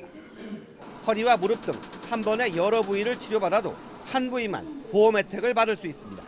뇌졸중이나 뭐 이런 건 보험이 되고 또 일반적으로 그냥 그런 거 없는 건 보험이 안 되고 잘 받아주지도 않아. 그치 해주다가 좀 한 번 더 해주면 더 컸는데 안 해 그런 거는. 경동맥 스텐트 시술은 혈관이 70% 이상 막혀야 보험 적용을 받을 수 있습니다.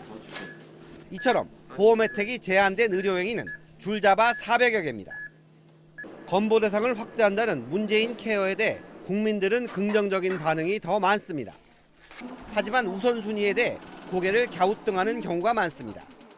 문재인 케어의 취지대로라면 물리치료나 경동맥 확장 시술 같은 치료가 가장 먼저 전면적 보험 대상이 돼야 합니다. 하지만 복지부는 2, 3인 병실, MRI 등에 먼저 보험 혜택을 주기로 했습니다. 의료계에선 복지부가 눈에 보이는 효과가 쉽게 나타나는 쪽부터 손을 댔다고 지적합니다. 이렇다 보니 정작 중요한 치료 행위는 뒷전으로 밀려난다는 겁니다. 상급병원 쏠림 현상을 더 부추기는 부작용도 우려됩니다.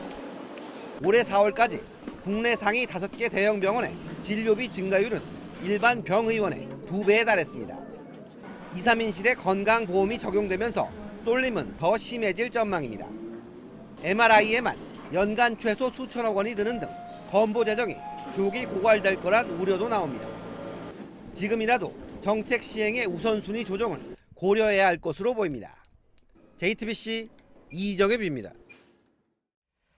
학생들의 출석 번호를 매길 때 남학생부터 시작하는 학교들이 아직 있습니다. 이런 관행이 성차별에 해당한다고 국가인권위원회가 다시 한번 판단했습니다. 하혜빈 기자입니다. 누구 왔나 알아보려고 출석을 한번 불러본 거야. 이 학교는 올해 초부터 출석을 부르는 방식을 바꿨습니다. 남학생은 1번부터 그리고 여학생은 50번대 이후 뒷번호를 배정받았는데 이걸 바꾼 겁니다. 지금은 학생들의 이름을 가나다 순으로 나열해 번호를 매깁니다. 우리는 왜 51번부터예요? 라고 물었을 때 선생님으로서 이렇게 설명할 충분하지 않았다는 거죠. 우리가 관행적으로 생각하고 있었던 게 이게 좀 문제가 있었구나라는. 하지만 아직도 많은 학교에선 관행을 그대로 따릅니다. 이 학교 역시 남학생은 1번부터 여학생은 51번부터 출석 번호를 매겼습니다. 올해 3월 이 학교의 학부모가 성차별에 해당한다며 인권위원회에 진정을 냈습니다. 인권위는 남성이 여성보다 우선한다는 선입견을 학생들에게 줄 수 있기 때문에 성차별적 관행이라고 판단했습니다. 인권위는 지난 2001년, 2005년에도 같은 취지의 결정을 내린 바 있습니다. 인권위는 전국교육청에 결정 내용을 다시 전달하겠다고 밝혔습니다. JTBC 하혜빈입니다. 네, 경기도 평택의 산부인과에서 제왕절개 수술을 하다가 신생아 얼굴이 수술용 칼에 베이는 사고가 났습니다. 담당 의사는 아기들의 상처는 잘 아문다고 했다는데 부모들에게 위안이 되는 말은 아니었습니다. 공다솜 기자입니다. 아기의 볼에 베인 상처가 보입니다. 갓 태어난 아기의 상처를 본 부모는 크게 놀랐습니다. 아이가 태어났는데 피가 계속 얼굴에서 흐르고 있었어요. 작은 사고가 아니더라고요. 신생아가 다친다는 것 자체가. 상처는 제왕절개 수술 과정에서 생겼습니다. 아기의 왼쪽 볼에는 1.5cm가량 되는 상처가 3개나 생겼습니다. 사고 직후 담당 의사는 실수를 인정하면서도 곧 나을 거라는 반응을 보였다고 합니다. 제가 할 말이 없습니다. 그거는 제 실수라서 일단 그건 그렇고 애기들 이제 이런데 상처나고 그런 경우에 잘 아물긴 합니다. 아물고 보통은 없어요. 병원 측은 이번 수술 비용의 20%를 지급하고 400만 원을 합의금으로 주겠다고 제안했습니다. 그러나 부모는 병원이 책임 있는 모습을 보이지 않는다며 법적 대응을 검토하고 있습니다. JTBC 공다솜입니다.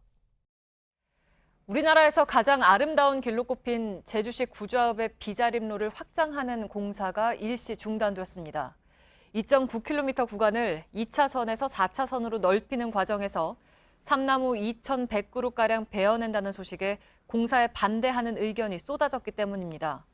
제주도는 공사를 멈춘 기간 동안 편백 등을 심어서 경관을 유지하는 방안을 마련하겠다는 계획이지만 환경단체들은 도로 확장을 전면 중단하라고 요구했습니다. 하지만 제주도는 주민 토지 보상이 75%가량 진행된 만큼 사업을 백지화하는 건 어렵다고 했습니다. 검문을 피해서 도주하던 차량이 경찰차에 들이받쳐 대굴대굴 몇 바퀴 구른 뒤에야 붙잡혔습니다. 미국에서 벌어진 30분 동안의 추격전이 영상에 고스란히 드러났습니다. 백종훈 기자입니다. 검은색 자동차가 멈춰섭니다. 경찰이 운전자를 조사하려고 다가섭니다. 그 순간 검은색 자동차가 도망칩니다. 미국 사우스캐롤라이나에서 일주일 전 벌어진 추격전입니다. 검은색 차량은 비포장 도로로 도망갑니다. 주택가를 빙빙 돌기도 합니다. 흙먼지가 일고 경찰이 용의 차량을 놓칩니다. 이 모습을 본 마을 주민이 깜짝 놀랍니다. 경찰차가 용의 차량을 따라잡아 들이받습니다. 균형을 잃은 차량이 긴 그릇을 뒤집힙니다. 20대 여성 용의자는 강도 혐의를 받을 것이 두려워 도망친 것으로 조사됐습니다. 치료 중인 용의자는 생명엔 지장이 없는 것으로 전해졌습니다. JTBC 백종훈입니다.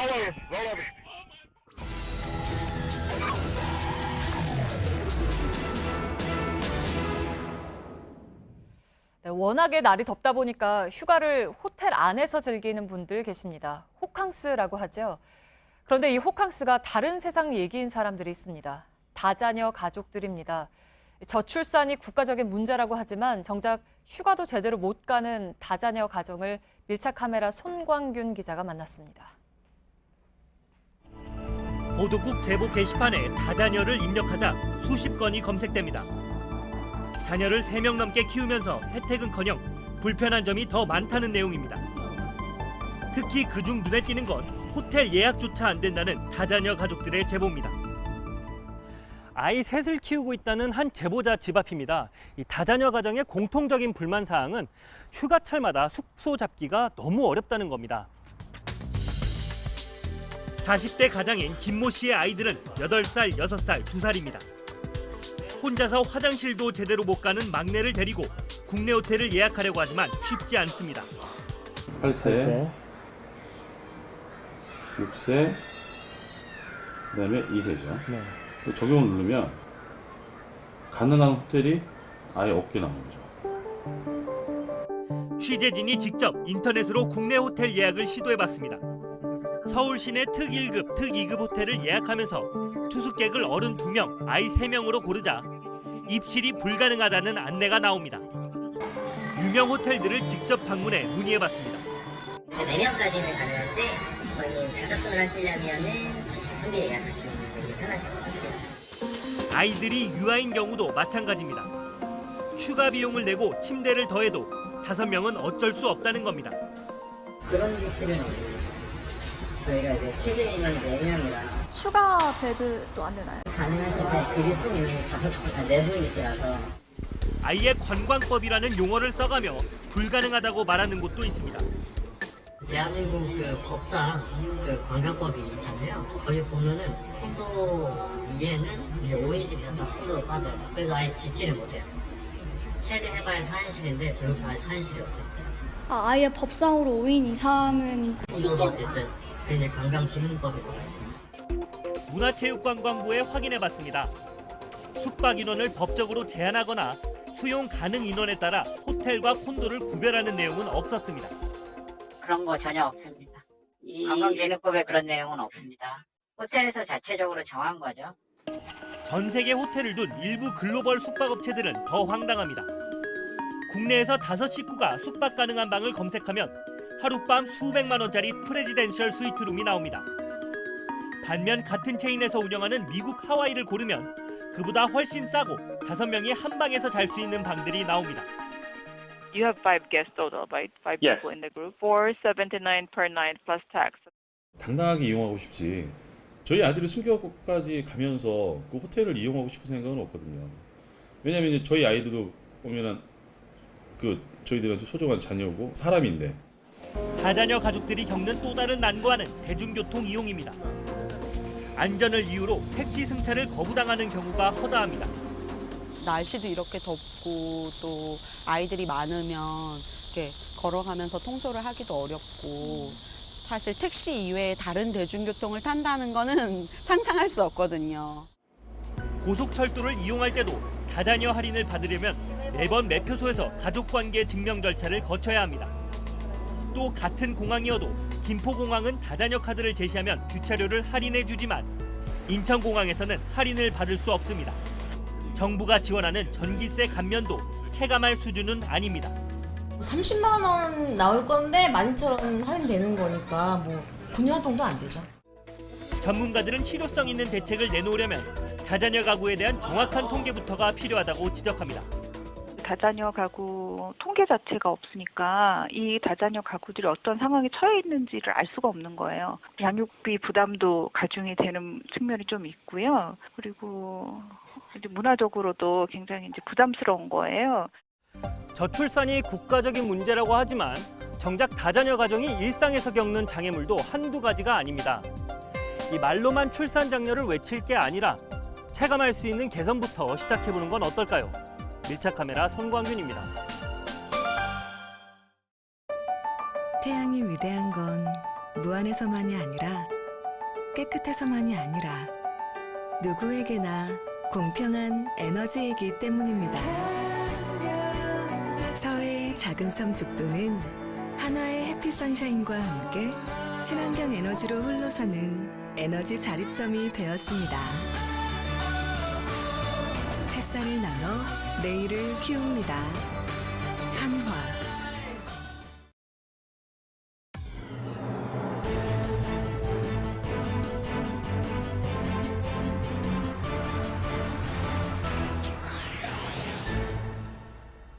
예, 뉴스룸의 앵커 브리핑을 시작하겠습니다. 영화 미션 임파서블. 애초부터 불가능한 임무를 가능하게 만드는 주인공 탐 크루즈. 이 매력적인 캐릭터와 함께하는, 아니 그의 임무를 가능하게 도와주는 자동차 BMW입니다. 지축을 울리는 배기음과 강력한 주행 성능, 탐 크루즈의 슈퍼카는 회를 거듭할수록 더욱 다이나믹한 성능을 발휘하는 중이죠. 엄청난 기량과 견고함을 갖고 있으면서도 고급스럽고 아름다운 차. 언젠가 유럽의 어느 텔레비전 진행자가 한국의 자동차는 냉장고에 바퀴를 단 것처럼 디자인의 철학이 없다고 폄하했을 때도 크게 반론할 의욕이 없게 만든 그 차. 독일에서 만든 그 차가 영화를 통해서 나타내는 이미지는 아무튼 그러했습니다. 그러나 완벽해 보이는 그 차를 보는 세간의 시선은 예전부터 뭐랄까 좀 복잡하달까. 몇 년 전 한 20대 청년은 까닭없이 그 비싼 차를 향해서 돌을 던졌다고 하는데 그 심사가 어떠했을지 잘은 모르지만 알 것도 같은 그 마음.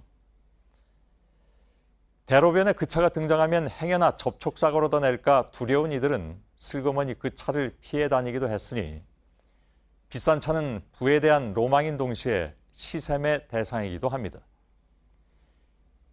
게다가 이 차는 유독 이곳 한국에서 영화 속뿐 아니라 현실에서도 불가능을 가능으로 만들고 있었으니 어제 저희 뉴스룸이 전해드린 소식에 따르면 BMW는 올 초에 이미 차량 결함을 지적받았음은 물론이고 일부 부품이 열 충격으로 파손될 수 있다는 것을 알고 있었습니다.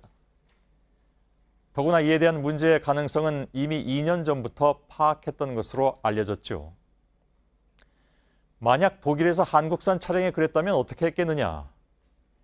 뒤늦은 주무부처 장관의 그 말처럼 결함을 이미 알고 있었지만 그들은 여기서는 그래도 된다고 생각했던 것일까. 그들의 고향에선 불가능한 일들을 이 땅에서만 가능하도록 만든 사람들. 영화 속에서도 현실에서도 BMW는 불가능한 미션을 가능한 미션으로 만들고 있는 것일까? 그 결과 우리는 여전히 지금도 대로변에서 그 차를 만나면 피해 다니고 심지어는 주차장에서조차 멀찌감치 떨어져 있으려 합니다. 많은 이들의 로망이었던 그 드림카의 요즘 별명은 불자동차. 오늘의 앵커 브리핑이었습니다.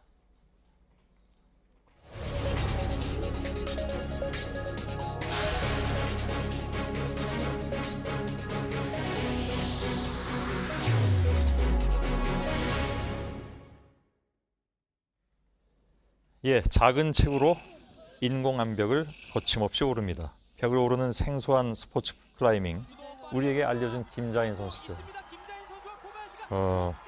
다음 달 아시안 게임 첫 채택 종목으로 이렇게 정식 종목으로 채택이 돼서 이제 정식 출전을 하게 됐습니다. 클라이밍의 길을 개척함과 동시에 아시아는 물론이고 세계 대회에서도 최다의 기록을 다 써나갔습니다.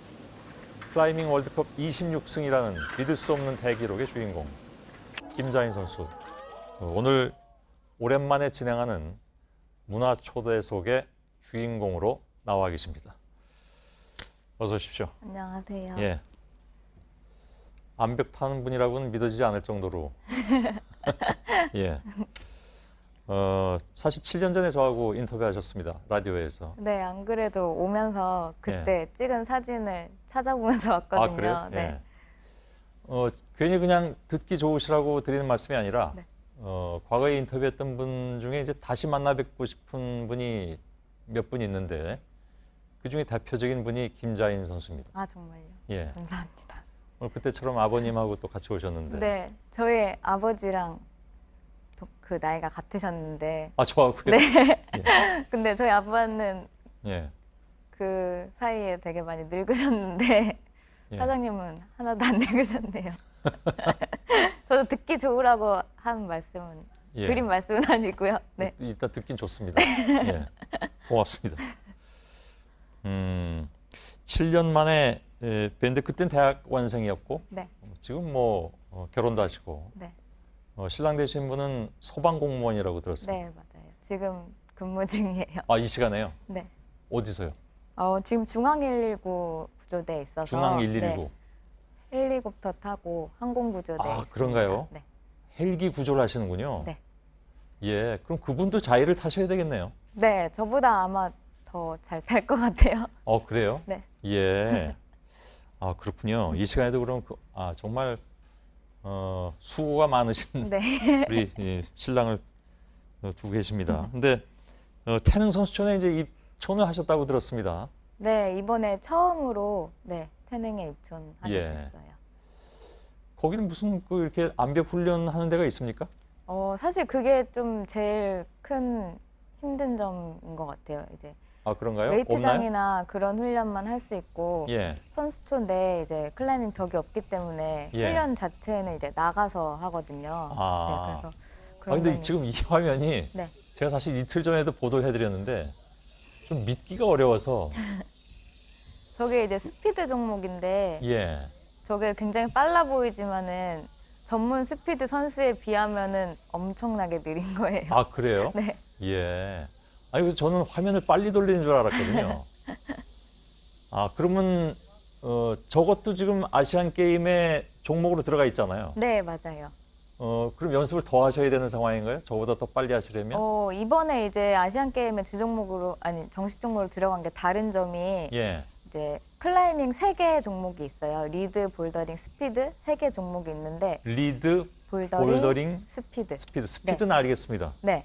그럼 볼더링은 뭔가요? 볼더링은 이제 낮은 벽, 한 5m 정도 되는 벽인데 예. 굉장히 고난이도 코스로 이루어져 있어요. 그래서 예. 그 낮은 벽에 한 4개 정도 되는 코스를 주어진 시간대에 누가 더 많은 개수의 코스를 완등하느냐로 승부를 가리는 그렇군요. 경기. 네. 그리고 리드는? 리드는 이제 화면에 보이시는 건데 제가 예. 주 종목으로 하고 있는 거고요. 그렇죠. 저건 이제 15m 정도에 되는 높은 벽에 하나의 고난이도 코스를 주어진 시간 내에 높은 위치까지 도달하는 예.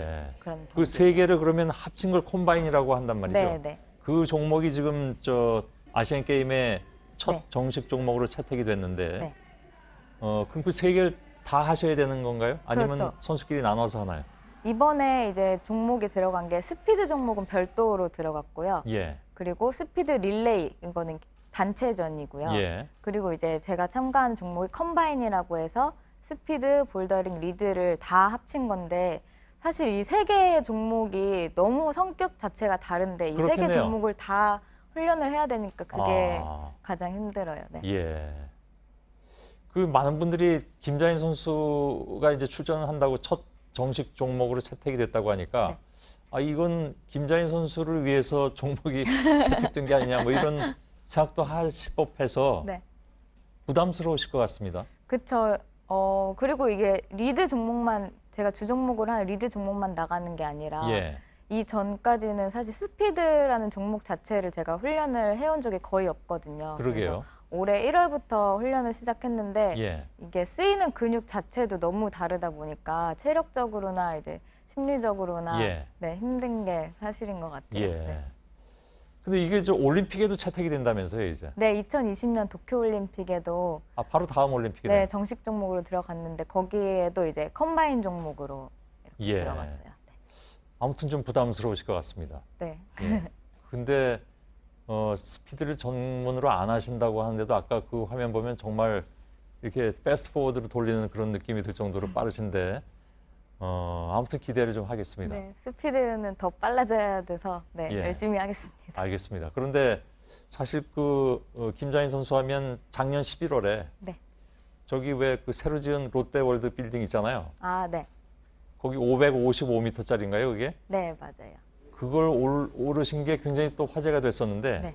지금 화면에 나오고 있습니다만은 저건 무슨 이렇게 접착 하는 도구라든가 이런 게 없이 올라가는 거죠? 네, 그런 거 없이 이제 안전을 위한 그 생명줄 로프랑 그것만 매단 상태로 이제 제 힘으로 예. 건물 구조물을 잡으면서 올라가는 거예요. 예. 우선 제일 궁금한 질문은 왜 올라가셨습니까?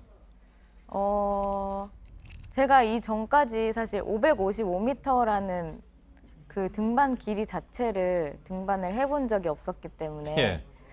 그 느낌이 어떨까 예. 궁금하기도 했고 또 저런 555m 빌딩을 이 세상에 어떤 사람이 그 등반을 아무리 하고 싶어도 그 기회가 사실 없죠. 없잖아요. 근데 그 기회가 저한테 생겼기 때문에 예. 도전을 해보고 싶었어요. 네. 아, 정말 대단하다는 생각을 하지 않을 수가 없었는데 왜 얼마 전에 그 프랑스 사람 있잖아요. 네, 네. 그 양반 이름 알랭 로베르. 아, 예, 예. 알랭 로베르. 네.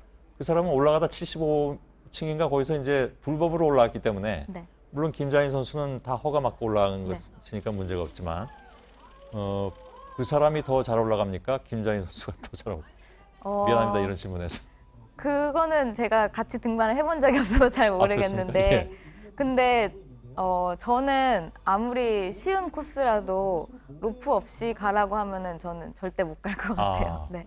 그 사람은 로프 없이 올라갔죠? 네, 네. 부르즈 칼리파인가 그 엄청난 빌딩도 올라갔다고. 네, 맞아요. 그 사람은 그때도 그럼 로프 없이 올라갔습니까? 제가 듣기로는 상단에는 로프를 썼다고 들은 예. 네.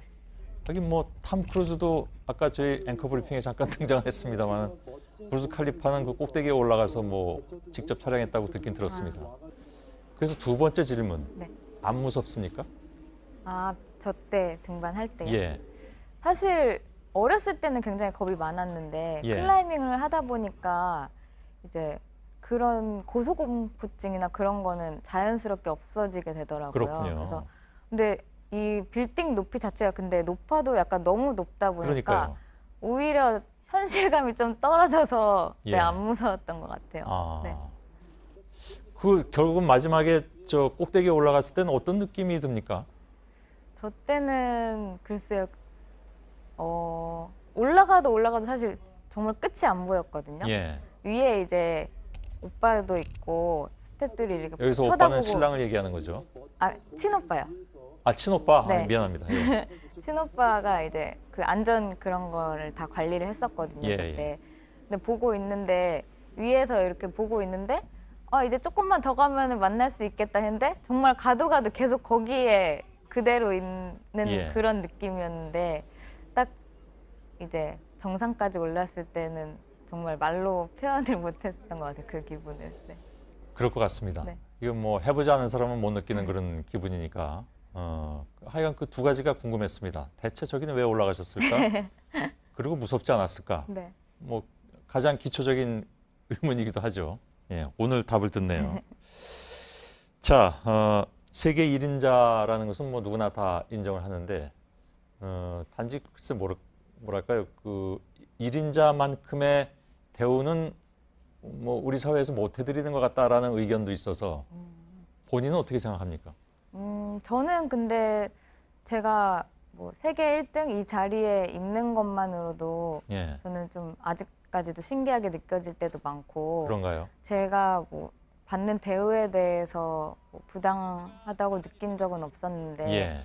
이제 이번에도 클라이밍이 정식 종목에 들어갔다고 그런 기사에 이제 사람들이 저런 종목도 정식 종목에 들어가냐 막 이런 제가 댓글을 본 적이 있거든요. 예. 그래서 그런 걸 보면서 아직까지 이제 스포츠 클라이밍이 한국에 좀 그래도 많이 알려지지 않았구나 이런 생각이 많이 들었어요. 예. 그래서 이번 그 아시안 게임 정식 종목에 들었고 또 이번 기회를 통해서 좀 많은 분들한테 정말 클라이밍이 얼마나 매력 있고 재밌는 운동이라는 거를 예. 네, 저희 선수들이 다 같이 알려줬으면 좋겠어요. 예. 네. 제가 그 부친과 동갑이라고 아까 말씀하셨는데 제가 이제 시작하는 건 너무 늦은 거죠? 아니요, 전혀요. 알았습니다. 아닙니다, 진짜로요. 예. 네. 참고하겠습니다. 그 이제 다음 달에 대회가 열리는데. 네. 이번 이제 몇 주 안 남았어요. 그렇죠. 네. 예. 부담감은 일단 아무튼 다 떨쳐버리시길 바라겠습니다.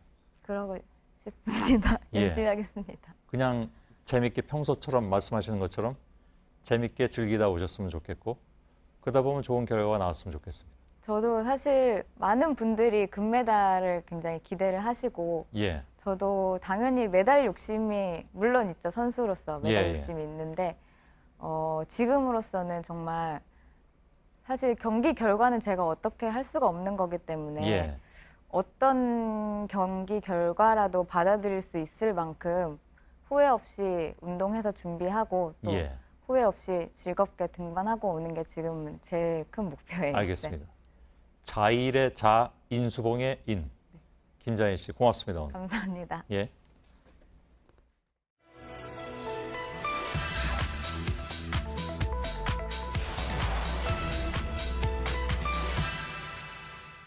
문재인 정권이 알고도 방조해온 것인지 아니면 해당 선박이 수십 차례나 드나들도록 그것을 몰랐다는 것인지 공범이거나 눈뜬 장님이거나 둘 중 하나라고밖에 볼 수 없습니다. 네. 민간 업체들이 북한산 석탄을 국내에 들여왔는데 정부가 이걸 파악하고도 제대로 조치하지 않았다. 최근 논란이 된 북한산 석탄 반입 의혹을 요약하면 이렇습니다. 정부가 남북 관계를 걱정해서 알고도 숨겼다는 인식이 깔린 걸로 보입니다. 팩트체크팀이 확인을 해보니까 잘못된 정보 그리고 왜곡된 주장이 뒤섞여 있었습니다.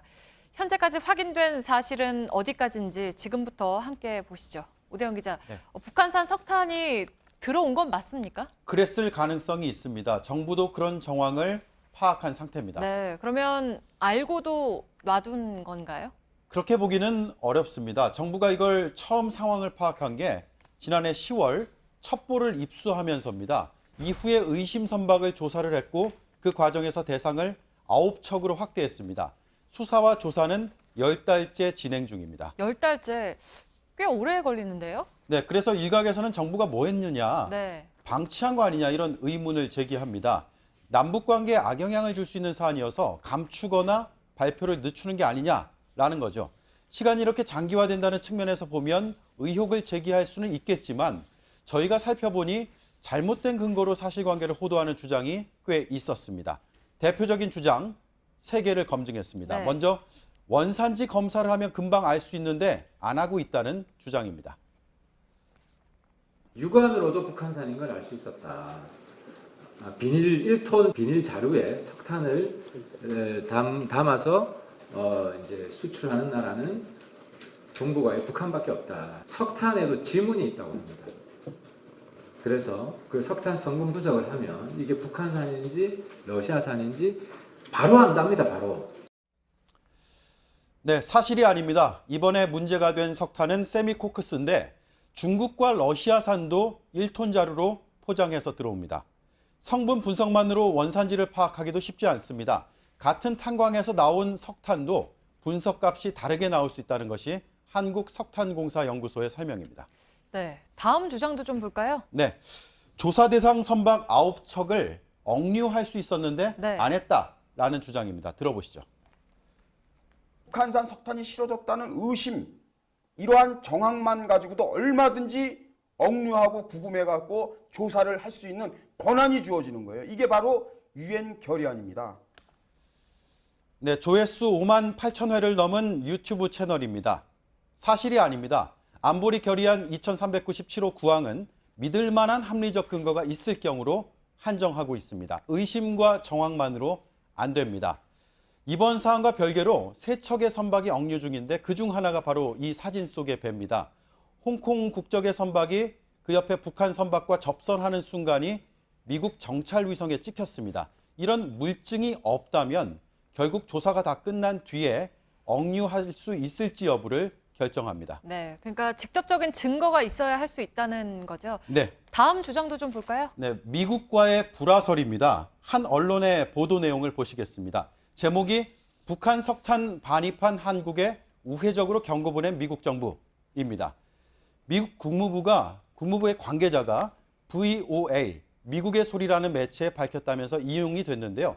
하지만 VOA 기사 원문에는 이런 내용이 없습니다.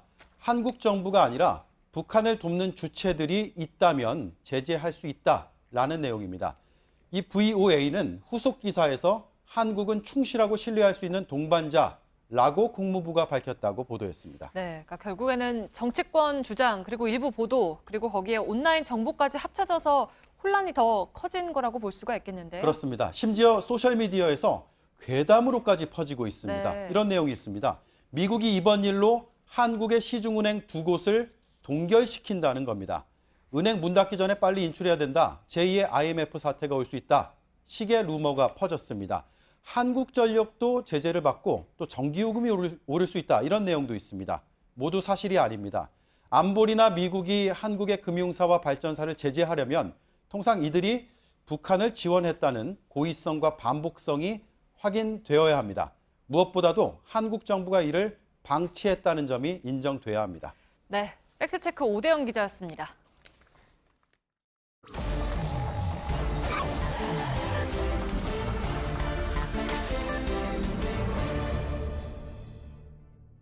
예, 비하인드 뉴스를 시작하겠습니다. 박성태 기자, 첫 번째 키워드를 열죠? 예, 첫 키워드는 알아야 면장을로 잡았습니다. 예, 이거 무슨 얘기입니까? 알아야 면장을 한다라는 건 속담인데요. 그건 알죠. 예. 직위에는 학식 등이 필요하다라는 내용입니다. 예. 그런데 오늘 바른미래당의 이준석 전 지역위원장이 바른미래당 당대표 선거에 나가겠다 출마 선언을 했는데요. 좀 이색적인 공약을 했습니다. 앞으로는 정치인도 일단 기본 자격 시험을 봐야 한다는 얘기인데요. 그 주장의 배경부터 들어보겠습니다. 예. 요즘 젊은이들은 구급 공무원을 놓고도 무한한 경쟁을 합니다. 그런 공무원을 감시해야 되는 위치에 있는 지방의회 의원들이 그에 준하는 노력을 예. 그 시험 보자는 얘기인가요? 그렇습니다. 예. 이준석 전 위원장은 정치인들의 기본 소양에 대해서 지방자치단체 공무원들은 물론이고 관료들의 불만이 높다. 또 구급 공무원 시험만 봐도 20만 명이 지원하는 등 상당한 경쟁률이 필요한데 지방자치단체 의회나 자치단체장 의원들은 줄만 잘 서서 들어간다는 거에 대한 청년들의 불만이 높다면서 기본 자격시험을 보자고 했고요. 특히 국회의원들도 가끔 보면 어처구니없는 질문들이 나오기 때문에 더 높은 수준의 기본 소양이 필요하다라고 주장했습니다. 예. 그럼 뭐 그걸 어떻게 시험을 봐서 어떻게 성적 순으로 뽑습니까? 성적 순은 아니고 예. 일단 공무원 적격성 평가라는 시험이 있는데요. 비슷한 것처럼 정치인용 적성검사 시험을 만들어서 일정 기준에 충족하지 못하면 자격을 뺏는 예. 그 과락 수준을 만들자 이런 겁니다. 예. 당대표가 되면 바른미래당에서는 일단 그렇게 적용을 해서 시험하겠다는 건데요. 현실성은 좀 따져봐야 될 것 같습니다. 예. 일단 지적 능력에 따른 차별 논란이 있을 수가 있고요. 그리고 앞서 이제 물론 과락 기준만 채우면 된다라고 하지만 정치도 성적순이냐라는 비판 여론이 있을 수가 있습니다. 예. 그리고 보통 정당의 선거 때는 당원 명부가 유출된다라는 논란이 끊임없이 있는데요. 문제지 유출이나 또는 정치인 고액과의 논란 같은 것도 배제할 수 없습니다. 너무 나가고 있는 거 아닙니까? 예, 이준석 전 위원장은 이런 지적들에 대해서 잘 알고 있다. 예. 상당히 좀 공격적인 그런 지적이 박성태 기자가 한 게 아니라 그 정치권에서 있었다는 얘기군요.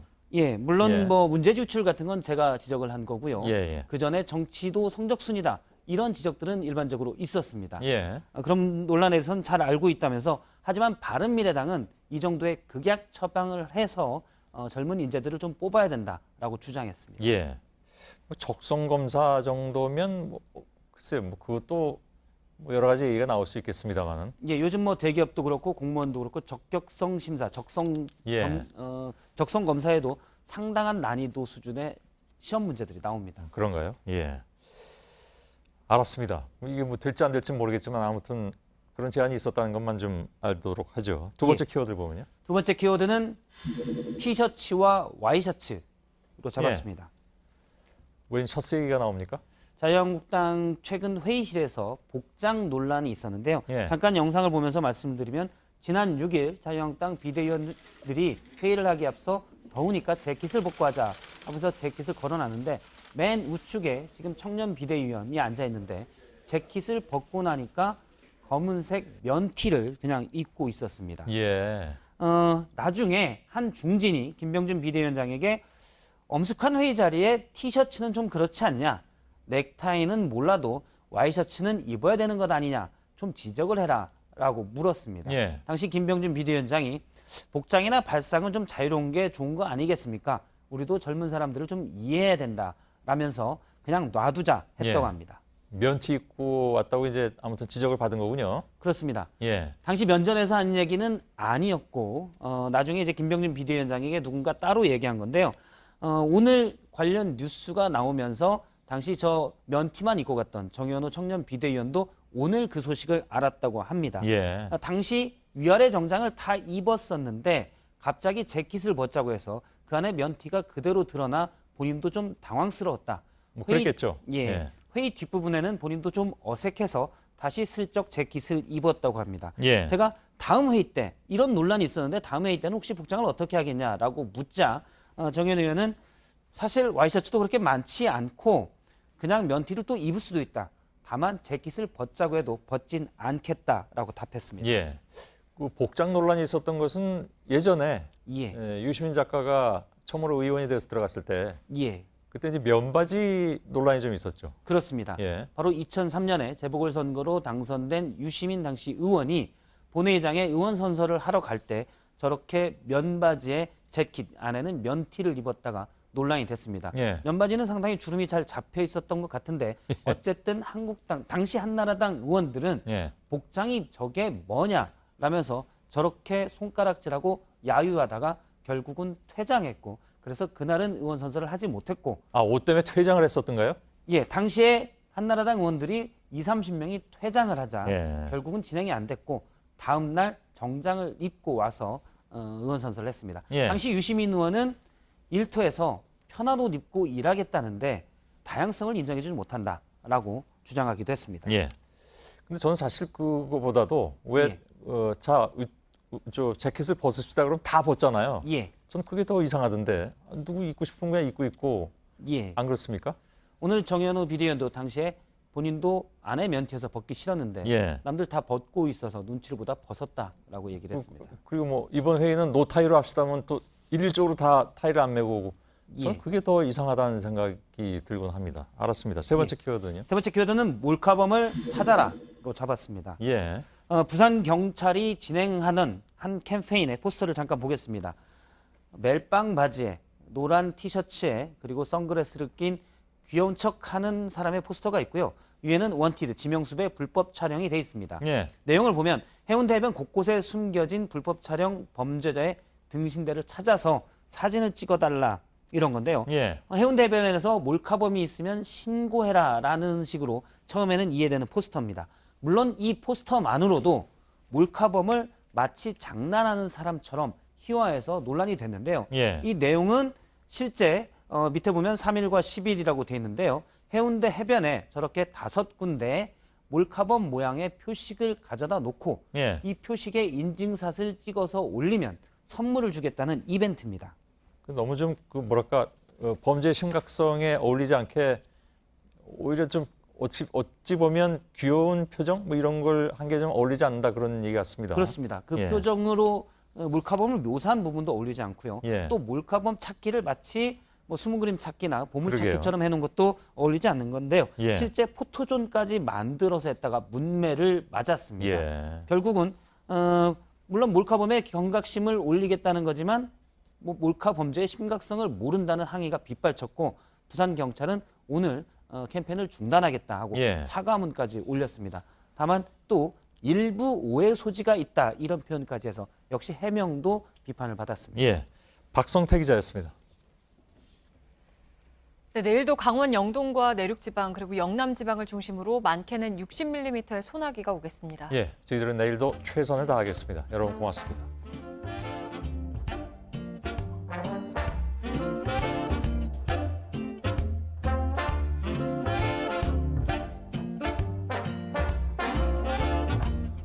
Someday when I'm awfully low, when the world is cold, I will feel a glow just thinking